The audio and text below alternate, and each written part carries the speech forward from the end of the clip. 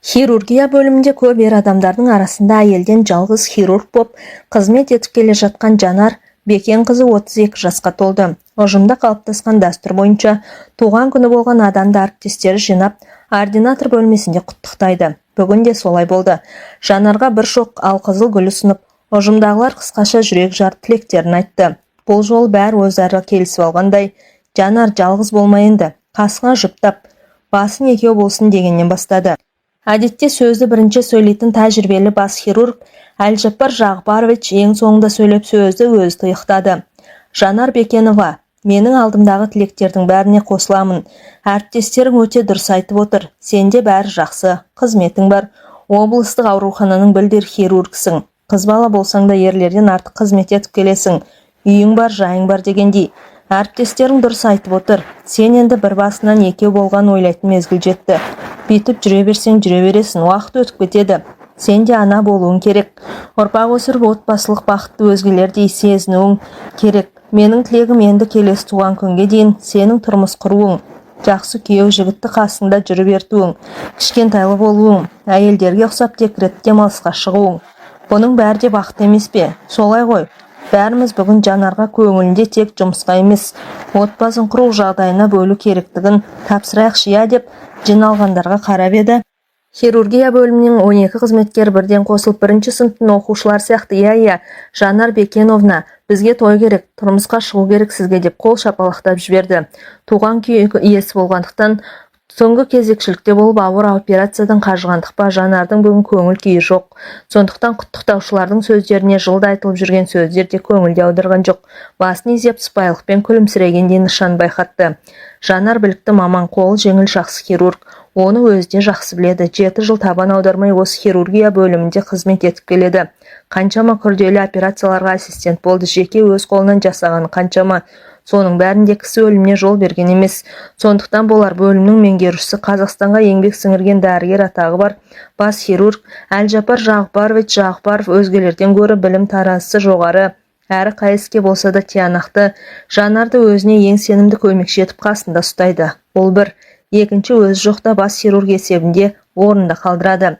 Менің білетін Жанар Бекенқызы бір айдан бері демалыссыз жұмыс істеп жүр. Бүгін туған күніне менің Жанар Бекенқызына берер сыйлығым осы сенбі жексенбіде қатар 2 күн демалыс беретінді хабарлаймын деді жиналғандарға. Охо, Жанар Бекеновна, сізге өте дұрыс болды.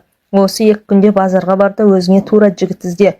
Менің бір жезден болған облыстық телеарнаға әдемі диктор қажет болып, сол диктор қызды базарда жүрген қыздардан іздейді екен деді.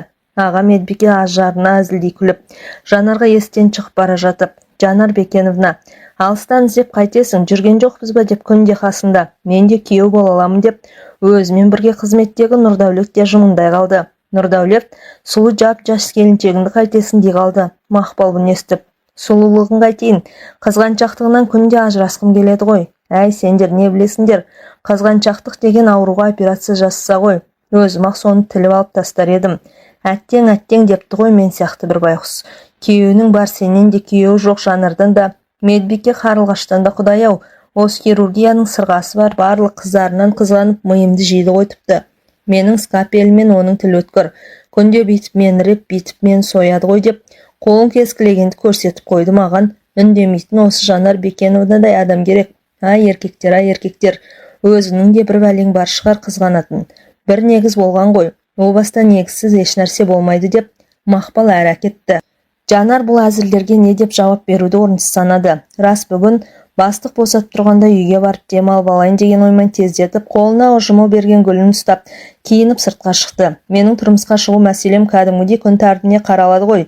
Неге бүйтті екен? Бәрі бүгінде бойлады. Үйге келген соң гүлді вазадағы суға қойып жатты Жанар.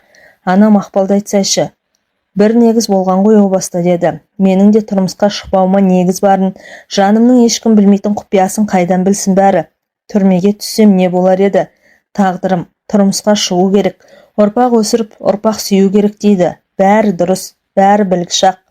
Жанар сол 1998 жылы Қызылорда медколледжінің 2-ші курсында оқып жүрген. Жасы әлі 18-ге де толған жоқ. Кітапханадан енді шығып, 2-ші шағын ауданындағы үйіне қайтуға автобустың аялдамасына жақындай берген. Бір жеңіл қара машина тұсынан тоқтай қалды. Қарындас, Бұрынғы Гоголь қазіргі Қорқыт университет қай жерде? Айтып сілтеп жібересіз бе деді. Бір жақ кабинеттен шыққан бұйра бас жігіт. Тура алдыңыздағы көшеден солға бұрылсаңыздар тиіп тұр. Қарындас, сізге қиын болмаса келіп машинаға отырып, сол жерге дейін бірге барып көрсетіңізші. Сырттан келіп едік. Айналып таба алмай жүрміз деді жаңағы жігіт. Ақ көңілділіктің, кісіге сенгіштіктің, адалдықтың, тазалықтың қаншалықты шектеулі екенін ешкім білмейді екен ғой. Жанар еш бөтен ойсыз машинаның артқы жақ салонының ашылған есігіне тақай бергенде ішкі жақтан бір әулетті қол өзіне Жанарды тартып алды. Есік сарт етіп қалай тез ашылды да, солай сарт етіп тез жабылды. Жуан жалпақ Алхан Жанардың аузын басты. Басын бір нәрсемен жапты. Жапқан нәрсенің иісі қандай еді, жаман. Адам тұншықтырады. Мен қарақшылардың қолына түстім. Олар мені зорлайды, сосын өлтіреді. Болды, Жанардың да ойы осы кезде. Неге ғана отырдым екен? Еркектің қолы сыртынан қапсыра, қысқанымен қоймай өзінен басқа ешкімнің саусағы тимеген қос анарын езгілей бастады. Жанардың шығарда жаны қалмады. Ышқынып бұлқынды. Жіберіңдер деген сөзді айтып жатыр. Бірақ ол сөз аузынан шығып жатпаған секілді. Мүмкін бет аузын байлаған матада Жанар білмейтін дәрі бар ма? Жанар осыны ойлағаннан біледі. Басқасын білмеді. Жанар бір уақытта көзін ашты. Денесі зіл басқан ауыр. Қозғалтпайды. Киіз үйде. Жазылған диванның үстінде. Түңілік ашық тірі. Қасында бір еркек қорылдап жатыр. Бүйтіп тірі қалғаным құрсын. Бұдан да мені өлтіргендер дұрыс еді. Бар қазынасынан, пәктігінен айырылғанын білді. Екі аяғын біріне бір қоса алмайды. Аяғы да екі қарыда қарысып қалған сынды. Үстінде ұлпа жоқ. Жалаңаш қалыпты. Бұл кейпі өзін мүлде шошытты. Жалмажан киімін іздегендей болып еді. Құлағы шыңылдап басы айналып кетті. Менің тұруым керек, мезгіл қай мезгіл, қашуым керек. Әзірге аяқ қолым боста. Бұл жерден тезірек құтылуым керек болды. Жанардан бірден ойлағаны. Тұрғысы келді, тағы да басы айналды. Енді жатып жан-жағына көз жүгіртті. Киіз үйде жерде босаға жақта бір адамның қоңыры естіледі. Көзі бұлдырап жетпеді. Сандық емес, мүмкін кебеже үстіме. Тізілген арақтар тұр. Еті бар табақ көрінгендей болды ма? Жанардың тағы көзі көрмей басы айналды. Ең болмаса бір жерге су табылса ғой. Түре келіп жаңағы арақ тұрған жерге жақындады. Тағы да басы айналды. Жерге құлап түсті. Құлағанда құлағы жерге тиді. Алыстан иттің шәуілдеген үні естілді. Орнынан екпектеп тағы жылжығанда тізесі бір пластикалық құтыға тиді. Ойпырмай, ішінде суы бар құты екен. Тығындаулы. Сол тығынды бұрап ашалса ішенді. Саусағында әл жоқ. Тіспен бұрады ашылмады. Ындыны кеуіп мүлде әлсіреп барады. Бір кезде ашылды. Жанар қылқылдатып жұта бастады. Су ішкен сайын көз алдының кіркеулдегені кетіп, басының ауырғаны азая бастаған секілді болды. Құмары қанғанша ішті. Диванда өзімен қатар жатқан еркек мүлде ересек адамға ұқсайды. Екеуі де қорылға басқан. Жанар орнынан тұрып көрді. Санасы енді орнына келе бастағандай. Киімім қайда екен? Өз жатқан жерде әбден жыртылған. Үстіне қайыра киетін киім емес. Дивандағы еркектің бас жағында бір көйлек көрді. Ер адамның көйлегі. Жанар денесіне кигенде ол тізесіне дейін жетті. Таң енді қылаң атып келеді. Аяғына киетін еш нәрсе жоқ, жалаң аяқ. Киіз үй есігі қаусырылмаған, ашық. Жаймен сыртқа қарады. Бөтен біреу көріп қалса қайтадан орнына жата қалмақшы болды. Жаңағы су толы құтыны қолына алды. Жанар өз сөмкесін іздеді. Зачет кітапшасы бар, сөмке қайда? Киіз үйден сыртқа шыға бергенде бір ала мысық мияулап тура алдын кесті. Жанар тағы шегінді. Маңайдың бәрі жиде, қалың ағаш, екі жеңіл машина көрінді. Қайсысы кешегі өзін алып қашқан машина? Жанардың ала көлеңкеде көз жетпеді. Жанар енді байқады. Бұл жерден әрірек бірнеше киіз үйлердің төбесі көрінді. Аяғына шөңгелер кіріп жүргізбейді. Ешкім тұрмаса екен, ешкім оянбаса екен деп машинаның біріне жақындап қарады. Кешегі бұйра бас жігіт шалқайып машинада ұйқыны соғып жатыр. Жанар қайыра киіз үй жаққа адымдады. Қолына бір қару алмақшы. Табақтың қасында пышақ болу керек қой. Жоқ, табақтың қасында еш пышақ жоқ. Жанардың есіне енді түсті. Кеше оқытушылар лабораторияға апарып медициналық құрал жабдықтармен таныстырған. Жанар оқытушы көрсеткен жылтырақ іші жағы пышақтың жүзіндей өткір бір скапельді ұстап көріп тұрып, сол күйінше орнына қоюды ұмытып кетіпті. Ертең апарып қоямын деп сөмкеге салған есіне түсті. Қайыра машинаға келді. Екі жақтағы есік айқара ашық. Жанардың аяқ киімі де төменде жатыр. Мені аяқ киімсіз анау үйге қалай өз аяғымен барғанмын. Ал сөмкесі алдыңғы орындықта. Шамасы есі шалапла Жанарды кім болса да көтеріп алып кеткені болды. Сөмкесін қолына алған Жанар тез ашып скапельді қолына ұстады. Енді ешкімді аяқсы жоқ. Таң болса анық жарықтана бастады. Киіз үйлердің бірінен иттер үрді, бірінен бұзау мөңіреді. Қазір малшылар тұрады. Қолындағы скапельді шалқасынан қаннен қаперші жатқан жігіттің тамағына аямай сүңгітті. Шапшыған қан машинаның төбесіне атқылады. Кинода көргендері де бар еді, дәл сондай болды. Жанар өзін қорлаған еркектердің әр мүшесін кескілеп бөлуге бар. Киіз үйге кірді. Қорылға басқан дивандағы ересек еркек төменде босаға жақтағы екінші еркекті де дәл осылай скапельдің жүзімен тамақтан ұрды. Жүрегі мүлде жеңілдеп қалды. Дәл қазір мені ұстап алып түрмеге қамаса да еш өкінбеймін деді сосын ішінен. Киіз үйдің сыртына шықты. Әлгі тыпыреткен жан баласы жоқ. Жанар қалың жиденің арасына көпке дейін қалай қайда жүрерін білмей адасты. Дарияның жағасына да шықтау. Енді адаспаспын деп ойлады. Жүзуді жас кезінен білетін Жанар Дарияның арғы жақ иебін көзін шалды. Бұл жерден тек Дария ғана құтқарады. Қай жерде тұрғанын, қалай жолға шығудың ретін білмеді. Үсті болса жалаңаш, тор көйлектен басқа лыпа жоқ. Өлсем өлемін, өлмесем арғы бетте осы жерден шығамын деп Жанар мойнына сөмкесін іліп Дарияға жақа барды. Көп жүзме, аз жүзме, Жанар Дарияның тоңынық ағысының өзінде әбден әлсіреп шаршады. Түндегі көрген зорлығы бар, денесі дене емес, жансы тақтай сияқты икемге келмейді. Ит жүзсе де салды. Құлаштап та көрді, шалқалап та көрді, бірақ аяғы да қолы да зілдей болып ауыр өзіне бағынбай қойды. Жанардың байқауынша Дария өз тұңғиығына тереңдеп алып бара жатқандай көрінді. Қайта-қайта аузына су кетіп қала берді. Басын судан көтергісі келеді, бірақ әлі жоқ. Алыстан біреудің талып шыққан даусы ма, өзінің су толып кеткен құлағындағы бір дыбыс па, бір нәрсе естіледі. Менің бұл ақырғы сәтім болар деді Жанар. Жоқ, ақырғы сәт емес екен, көрер жарығы бар болып шықты. Біреу қолынан тартып қайыққа салды. Ет бетінен жатқызып ішке кеткен суын құсқызды. Жанар көзін аша алмады. Құтқарушы бетін шапалақтап, қане аш көзіңді аш дей береді бұйрықпен. Жанар көзін ашалар емес, қат шаршағандықтан немесе әлі болмағандықтан шығар, көзіне ұйқы тірелгендей кірпігін қозғалта алмады. Алғашқыда алыстан естілген дауыс енді жақыннан шыққандай болды. Жанар кірпігін қозғалтып көзін ашты. Құтқарушы қатты қуанды. Тірілдің, енді жақсы болды. Туы қорыққанымдай мүлде.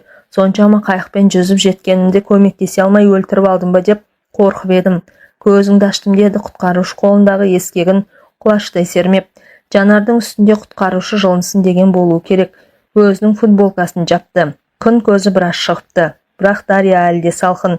Жанар дірілдеп жаурап тісіне тимей қалшылдана бастады. Құтқарушы оның бетіне қайта-қайта үңіліп кеудесін тыңдап қояды. Ләм-мим деп тіл қатпай ескегін құлаштап сермей берді. Апа деп дауыстады. Құтқарушы иығында қызды үйге көтеріп келе жатып. Тездетіп от жақшы, мына қыз әйтпесе өледі. Дариядан бір батып бір шығып қалқып жүргеннен тауып алдым. Дария құлаған ба, жоқ біреу құлатып тастаған ба білмеймін. Әйтеуір тірі. Ойбай құдай, не дейді құлыным-ау, қазір балам, қазір деп Шайкүл апа қалбалақтап қараша үйдің ішінде сексеуілді лапылдатып жағып, шетіне көрпеше төсеп оған Жанарда келді. Аяқ қолы көк көмбек. Сорлының жаны жоқ сияқты. Әй, Жомарт қайдасың? Кел бері ысқыла. Мен ыстық шай әкелейін. Шала жансар ес білетін Жанар Жомарт дегенде естіп қалды. Бір жұмсақ алақан сірескен аяқ қолын сықылай берді. Қызым-ай, көзіңді аш жаным, мына бір шайден бір ұртташ ішіне жылу барсын деп әйел дауыс Жанардың иығын көтерді. Жанар ішті. Қане қызым, тағы ұртта тәуір боласың. Жанар тағы ұрттағандай болды. Бір ұйқы басып тұр, көзін жұмып ұйықтағысы келеді. Қасындағылар оған мүмкіндік бермей жатыр. Апа, майда ысытшы, қойдың майын ше, ысқылайық, кеудесін сен ысқыла, аяғын мен ысқылайын деді құтқарушы. Көп ұзамай екі жақтан жып-жылмаймен ысқыланғанын болу керек. Жанардың қалшылдаған денесі құрыс тырыстан жазылып балбырап сала берді. Маңдайы да жіпсігендей болды. Үстіне қалың көрпе жабылды. Сорлығы шамалы демін алсын. Біреуге суға тастап жіберген болу керек. Үстінде лыпа жоқ қой. Кигені еркек көйлек. Өз көйлек емес, меніңше бұл қыз бір жерден қашып шыққан. Мен дүрбімен қарасам біреу суға батып шығып келе жатыр. Қайықты солай қарай бұрып, естім келіп жетіп болсамшы. Бір кезде суға батып кетеді, қайта шығады, жеттім-ау ақыры.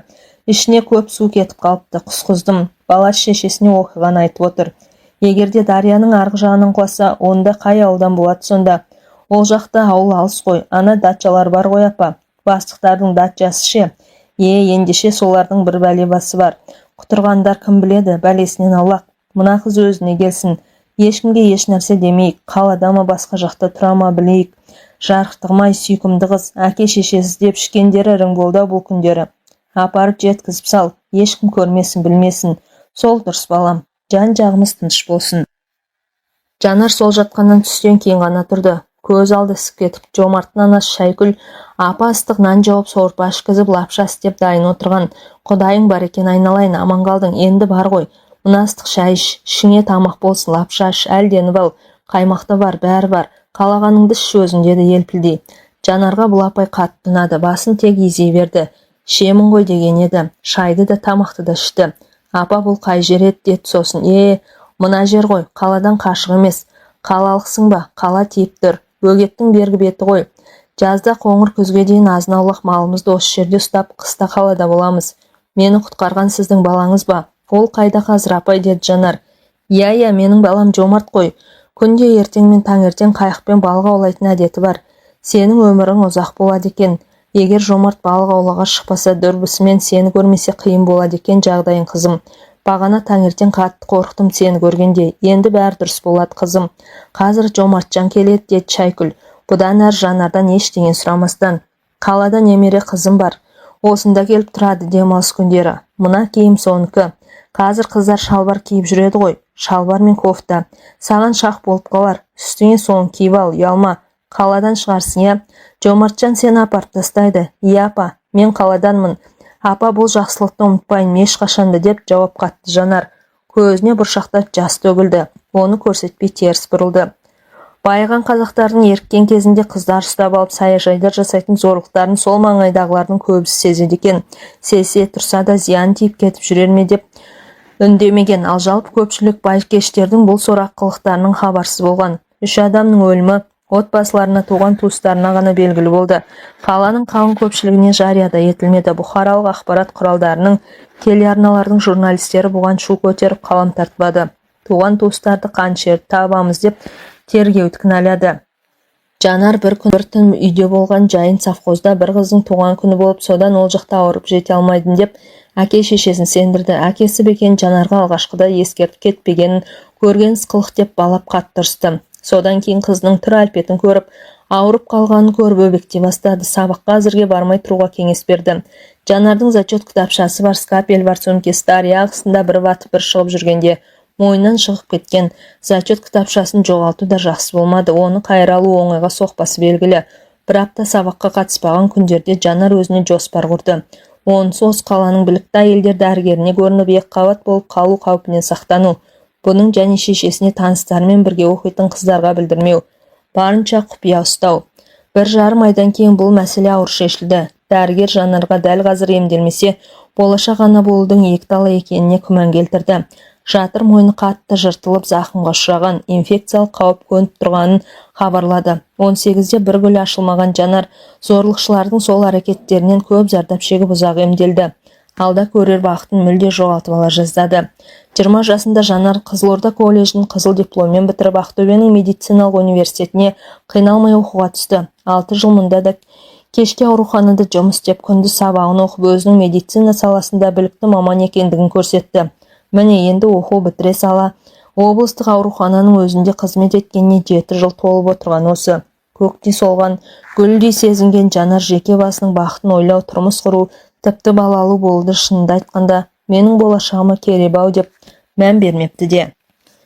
Бастық берген 2 күн демалысын бір жақсы өткізгісі келіп, Жанар шаштаразға барып, желкеден қиылған шашын өзге түске боятты. Қою қарақасын тергізіп жіңішкелетті, тырнағын боятып, бетіне де косметологтардың ұсынысымен әрлендіретін маска жақты. Қысқасы, басқа елдердің апта сайын өздеріне жасайтын барлық сұлулық күтімін Жанар бүгін өзіне жасап көрді. Келген кезіңізден сіз анағұрлым жасардыңыз, тіпті өзіңізге мүлде ұқсамай кеттіңіз.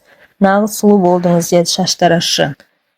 Жанарға жапа тармағы сүйсініс білдірді. Нанбасаңыз, міне өзіңіз қараңызшы айнаға. Жанар ол айтылғандарға елп ете қалып айнаға қарамады. Қызмет ақысын төлеп сыпайы қалыппен қыздарға рахмет айтып шығып кетті. Мен білем, бұл дәрігер хирург, жақсы хирург. Ағам мотоциклмен машинаға соқтығысып, авария жасағанда өлім аузынан алып қалған, деді. Бірі-бірі сыртынан танитындығын білдіріп. Мен де білем, шешемнің соқыр ішегі асқынып кетіп өлімші болып ауруханаға түскен. Осы кісі жасады ғой операцияны, аман қалды. тұрмыс құрмаған дейді. Иә, өзі жақсы хирург деді екіншісі. Жанар демалыс алған бірінші күні сәтті өткеніне риза болып телеарнаға қарап бір жақсы фильм болса көрмекке креслоға жайғасып отыра берген. Үйдің телефонын шыр ете қалып Жанар көтерді. Ар жағында Әлжапар Жағыпаровичтің дыбысы. Аман жоқ, саулық жоқ. Жанар, саған машина кетті, тез жет, мен саған керексің. 3 адам түсті, үшеуі де ауыр, тез жинала бер деп трубканы қоя салды. Бастығының сыры Жанарға мәлім, анау-мынауға абыржымайды. Дөкей бастықтар сыртында тұрса қарадан қарай өстіп қысылатыны бар. Әйтпесе Жанарды шақыратындай не болыпты. Өзгелер де жетеді. 2 күн демалыс бере салып, қайтадан шақыртқан несі мүмкін, мен бұл қаладан басқа жаққа кетіп те қалған шығармын деп іштей көбірлеп жүріп Жанар әдеттегіден тез киініп сырттағы өзіне келген машинаға отырды. Біреуі әйел, екіншісі жігіт, үшіншісі бозбала студент. Машина рулінде әйел болған. КамАЗ машинасына қақтығысыпты. Қала шетінде КамАЗдың шопыры дөңгелек астына түсе жаздап, жеңіл машинаны құтқарамын деп кілт бұрғанда КамАЗдың өзі биік тас жолдан аударылып, ана бейшара ауруханаға жетпей қайтыс болыпты. Рөлдегі әйелде қазір нашар дейді деді жолай келе жатқан машина жүргізушісі. Жанар 2 күннің бірінде осындай оқиғалардан апатқа ұшырағандарға операция жасай үйреншікті қалпын ештеңеге көңіл аударған жоқ. Өз ойымен өзі келеді. Неменеге мені шақыртты, басқалар да бар ғой. 2 күн демалыс берген маған, деді Жанар селқостығын байқатып. Бұлар Астанада отырған бір дөкейдің туысқандары дейді, сол ғой. Солар телефон шалыпты бас дәрігерге. Өздері ертең келетін көрінеді ұшақпен Ақтөбеге. Солай десеш, бәсеу, Әлжапар Жағыпаровичтің дауыс қалтырап шығып тұр. Солай деді жүргізушісі. Жанарға операцияға ер адам тапсырылды. 4 қабырғасы, оған қоса жамбас сүйегі сынған. Миына зақым келген. Операция 4 сағатқа созылды. Жанар ішінен жаратушыға сыйынып бар күшін салды. Сәтті бітірді. Басқа хирургтер де өз жұмыстарын сәтті аяқтап шықты. Әлжапар Жағыпарович болса операциядан шыға сала шырылдаған телефонға жауап беруден босар емес. Облыстық аурухананың бас дәрігері де мазасыз кісі. Жоғарыда аналар звондаған сайын оның да жаны қалмай бас хирургті не болды, бітті ме деп, алдағылардың жағдайлар қалай, тірі қалатындай ма деумен дамыл таппауда. Так дұрыс болды деймін. Әзірге Жанар, сен үйге қайтпайсың, өз жасаған ауруына өзің иесің. Қасында кезекші боласың, Серік, сен де солай қайтпайсың. Өз ауруыңа өзің жауап берерсің. Қасында опшым түнейсің. Мен де өз ауруымның қасында болам. Бастық та осында өз кабинетінде отыр. Бәріміз де ауруханамыздың имиджін сақтап қалуымыз керек. Ертең облыс әкімі сосын Астанадан аурулардың туысқаны келеді бізге, деді Әлжапар Жағыпарович. Ординатор кабинетінде отырып хирургтерге. Таң атуға 3 сағат қалыпты ғой. Бәрін аяғына дейін тындырайық, айтпақшы. Қан қайда қан? Құюға керек болады, запаста тұрсын. Күткен ертеңінде болды. Аурухананың барлық бөлім қызметкерлері 2 аяқтарынан тік тұрды. Облыстық аурухананың бас дәрігері Қанат Ыбыраев бастаған тобы облыс әкімі қасында бөтен тағы 2 кісі алдымен хирургия бөліміне келді. Хирургтармен амандасты. Жан сақтау бөлімінде кешегі операция жасалған адамдарға кірді. Енді қауіп жоқ, бәрі артта, 2 күннен кейін палатаға шығарамыз деді. Әлжапар Жағыпарович келген кісілерге бәйік болуда. Біздің арамыздағы әйел хирург Жанар Бекенқызы Төлеген Әбілтайұлы. Содан соң өзіміз операциядан кейін түнмен күзетте болдық. Бәр дұрыс енді дей бергенде сырттан келген қонақтардың ішінен көзіне көз ілдіріп киген бір жігіт Жанарға ерекше көңіл бөліп, мен сізді бір жерден көрген сияқтымын, бірақ есіме түсіре алмай тұрмын, деді. Жанар біртүрлі болды. Мені қайдан көруі мүмкін, бірақ үндемей қалуды жөн көрмей, жеріміз кең ғой дей салды. Жанар Бекенқызы біздің маңайда ұстар хирургымыз, қиын операциялар жасайды, қол жеңіл, менің бас көмекшім, деді Жағыпаров. Екінші үстелдегі Абзал Молдажаровқа түнде операция жасаған Жанар Бекеновна.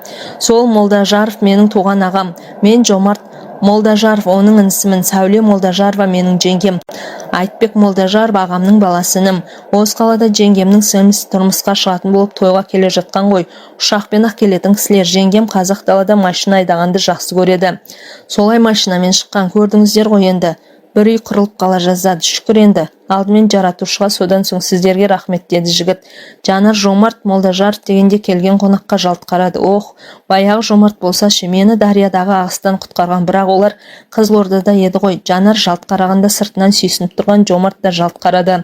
2 көздің қарашығы бір-бірімен бір сәтте түйісіп кетті. Жанар жүзін бұрып әкетті. Енді сіздер боссыздар, жұмыс орындарыңа бара беріңіздер, деді Жағыпаров. Хирургтер тұрған жерден босатты. Арада 1 апта өтті. Жол апатына ұшырағандар емді Астанадан жалғастыруға ұшақпен Астанаға шығарып салды. Жанар сол күні үйге келген соң баяғы бозбала Жомарт есіне алды. Шешесі де өзі де жақсы адамдар еді. Менен неғып дария ағысында болдың? Бұл жағдайға не себеп деп бір сұрақ қоймай күтіп шығарып салды-ау. Неткен керемет адамдар еді. Сол Жомарт Бекен жоқ басқа аттас біреу ме? Маған неғып күлімсіреп қарады. Ол жігіт қазір үйлі баранты шығар деген ойлармен көпке дейін ұйықтай алмады. Осы оқиғадан соң енді 3 күн өткенде Жанардың пәтеріне кешкі мезгілде есіктен қоңырау соғылды.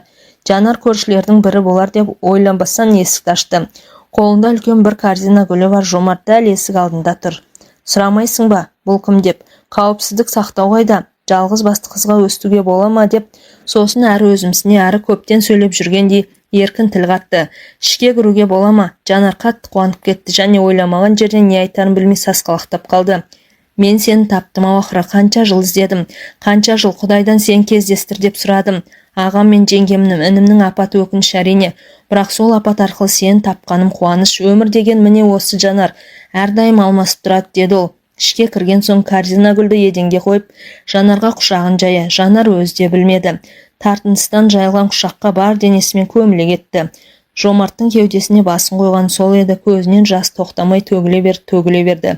Жанар бұл көз жасымен өз тағдырының құпия сырын сен түсіндің бе деп шағынып тұрағандай болды Жомартқа. Екеуі жарты сағат, жоқ 1 сағат шығар босағада құшақтасқан күйі көп тұрды. Көзінің мөлтілдеген жасынан сүйіп тұрып Жомарт, ал айтшы хабарласам деді. Неге хабарласпадың? 14 жыл болыпты міне. Кінәлімін Жанар, кінәлімін. Сен білмейсің ғой, бұған себеп барын. Мен кінәлімін. Кінәсізсің сен деді Жомарт, сөзін кілт бөліп. Кінәсізсің. Мен солай қабылдаймын. Сен мен үшін батырсың. Сен мен үшін ерсің. Сен мен үшін пәксің. Сен мен үшін тазасың. Сен мен үшін адалсың. Мен сенің жан құпияңның бәрін білем. Сен және мен екеуміз ғана білеміз. Сенесің бе Жанар жаным? Уақыт өтті ғой, бәрін енді ұмыт. Жаның жараланбасын. Мен енді сенің қасында боламын. Аман қалдың ғой дариядағы тұңғиықтан. Тағдыр мен саған құтқарсын деп жолықтырды. Өмірде ешқандай кездейсоқтық жоқ. Бұдан да былай мен сенің құтқарушың, қорғаның болам. Жанар қолына кісен салынардай дірілдеп кетті. Мен жаңағы сөздің бәрін тектен-текке айтқаным жоқ. Бәрін білген соң айттым. Сенің құпияң менде ғана. Сен қалай ішіңе сақтасаң, мен де сақтап келемін. Жомарт Жанарды бауырына тартып құшақтап бетінен маңдайынан сүйіп дірілін басты. Сөзін жалғастырды. Сені қалаға әкеп тастаған соң мен тыныш таппадым. Сенің зорлық көргенің белгіледі. Шынын айтқанда сол адамдарды тауып өз қолмен өлтіргім келді. Сөйтіп қайықпен кешке арғы жағалауға шықтым. Арғы беттегі саяжайларға өттім. Сөйтсем ол жердегі адамдарда зәре жоқ. Түнде 3 адамды біреулер бауыздап кетіп деп бір-бірімен сыбырласып жүр. Өлген адамдардың кімдер екенін анықтап сұрастырып білдім. Бірі ірі бизнесмен, қаладағы сауда базасының директоры болған, екіншісі базардың бастығы, үшіншісі милиция полковнигі. Арасында наркодиспансердің дәрігері бар. Олар жас қыздарды машинамен ұрлайды. Қыздарға есінен шатастыратын дәрігер екен. Олар талай қыздар түнде ұрлап зорлық жасайтын болды. Міне үшеуін бірдей кім өлтірді деген сұрақ туады. Зәбір көруші өлтіреді әрине. Не соның ең жақын адам өлтіреді. Сенің сол күн дарияға өлу үшін құлауың да мүмкін, немесе олардан қашып шығу үшін де құлауың мүмкін ғой. Менің логикам осыған жетті. Есінде ме, біз апам екеуміз сенен ештеңе сұрамадық. Сені қалаға кірер-бер саялдамаға шығарып салған соң мен кетіп қалғандай болдым да артыңнан жасырынып жүріп отырдым. Сен кірген қақпаны көрдім. Одан соң бірнеше күн сыртыңнан біреулер із кесіп жүрген жоқ па? Аулада отырған болып аңдыдым. Сенің зәбірлеп жүрегіңнің енді ешкімге ашылмайтынын білдім. Жан жарас жазылар уақытты күттім. Сөйтіп жүргенде мен Қарағандыға милиция мектебіне оқуға түстім. Оны бітірдім, әскерде болдым 2 жыл жай қызметте, содан кейін ішкі істер министрлігіне қызметке ауыстым. Қазір сондамын, үйім бар, анам қасымда. Сенен көз жазып қалдым. Фамилияны ауыстырыпсың. Ал өзің анама келемін деп уәде беріп бір ретте келмедің. Қызылордада мекен жайыңды айтып қолыңа жазып беріп едік қой, есіңде ме? Бүтін бір тарихты өткерген дейміз деді Жанар күрсініп өзіне келген соң. Өткерген несі тағы? Біз енді жаңа тарихты бастаймыз. Апам сен қашан келеді деп күтіп отыр. Өткенде сені көрген соң апама дереу телефон соғып сені көрдім деп сүйінші сұрадым. Ағама өз қолымен операция жасап аман алып қалғаныңды айттым. Сен жайлы толық ақпаратты Әлжапар Жағыпаровичтен сұрап алдым. Ал өзіңе келетінімді сенен құпия ұстадым. Мен саған арнайы келдім және сені Астанаға бір жолата алып кетуге келдім. Үйленеміз. Ертең қызметіңе өтініш бересің деді. Жомарт кесімді шешіммен айтып. Ертеңіне Жомарт пен Жанар облыстық аурухананың хирургия бөліміне бірге келді. Жанардың бүгін ерекше киген киімін, шашын боятып, әсемденген келбетті тұрын қасына ертіп келген сымбатты астаналық дөкей жігіт көріп, ұжымдағылар аузын ашып қалды. Әлжапар Жағыпарович, деді Жанар күлімсіреп. Өткенде менің туған күнімде отбасын құруды, қасыма жақсы күйеу жігіт ертіп жүруді тапсырып едіңіз ғой. Әр кезде сіздің тапсырмаңызды бұлжытпай орындайтынымызды білесіз. Мен өтініш беруге келдім. Тұрмысқа шығамын. Не дейді мына қыз? То есть Жанар Бекеновна сразу решать етіп тастағансыз ба? Сіздер бұрыннан білетін бедіңіздер бір-біріңізді, Жомарт Молдажарович, деді Берді сасқалақтап. Иә, Әлжапар Жағыпарович. Мен Жанарды 14 жыл іздеп әрең тауып алдым ғой. Көп жол үмітпен іздедім. Сіздердің орталарыңыздан тауып алдым. Енді хабар бізден болады. Астанаға тойға шақырам сіздерді, деді. Қуанышты жүзбен